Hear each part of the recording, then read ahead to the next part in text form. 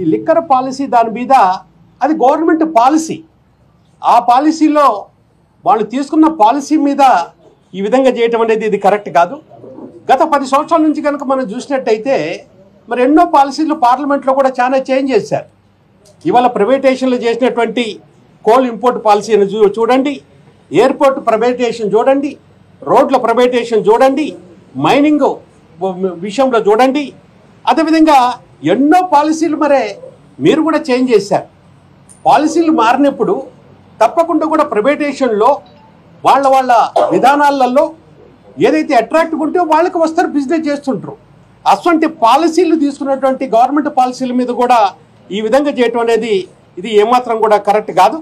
ఎందుకంటే ఒక మహిళని కూడా చూడకుండా ఒక తెలంగాణ బిడ్డని ఏ విధంగా ఇబ్బందులు పెడుతున్నారో తెలంగాణ ప్రజలు ముఖ్యంగా నేను కోరుకునేది ఒకటే, గత 10 సంవత్సరాల నుంచి మన రాష్ట్రం అంతకుముందు ఎట్లుండే, ఇప్పుడు ఏ విధంగా ఉన్నది, మన గత 10 సంవత్సరాల నుంచి ఏ విధంగా డెవలప్మెంట్ చేసుకున్నాం. నేను కూడా ఒక తెలంగాణ రైతు బిడ్డగా తెలంగాణ కష్టాలు, పల్లె కష్టాలు నేను కళ్ళారా చూసినటువంటి వాడిని.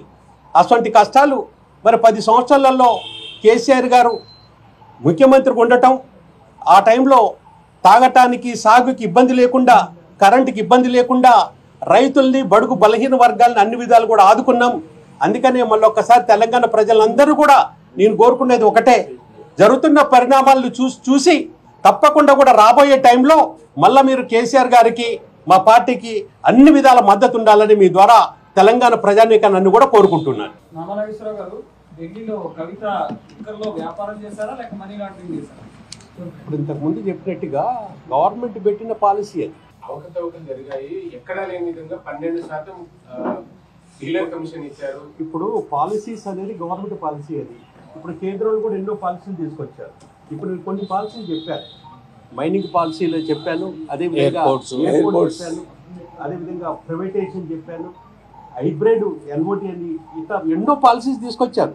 పాలసీలు ఎందుకు తీసుకొస్తారు అని అంటే ఖచ్చితంగా కూడా ఆ పాలసీ మార్పు వల్లనే రాబోయే టైంలో అందరూ కూడా ఉపయోగపడి ఉంటుంది. ప్రైవేట్ వ్యక్తులకు పాలసీని వాళ్ళకి అనుగుణంగా తయారు చేయొచ్చు అనేది మీరు చెప్తున్నారు. పాలసీలు అనేది గవర్నమెంట్ ఎవరికి అనుగుణంగా చేసేది ఉండదు, దానికి ఒక పద్ధతి ఉంటుంది. కేంద్రంలో 100 పాలసీలు మార్చారు, ఎవరికి అనుగుణంగా కేంద్రం అప్రూవల్ లేకుండానే రాష్ట్ర కేబినెట్ ఆమోదం తెలిపింది. ఆ ఆమోదం తెలిపిన దాంట్లో పాలసీని ఎట్లా డిజైన్ చేయొచ్చు అనే అంశంలో కవిత ఇన్వాల్వ్ అయింది. 33% ఆమె అందులో షేర్ వాటా కూడా తీసుకున్నారు.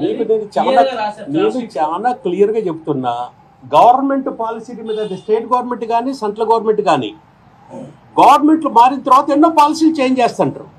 దాంట్లో భాగంగా వాళ్ళు గవర్నమెంట్ తీసుకున్న డిసిషన్ మీద పాలసీలు చేంజ్ చేసినప్పుడు అది గవర్నమెంట్కి సంబంధించింది.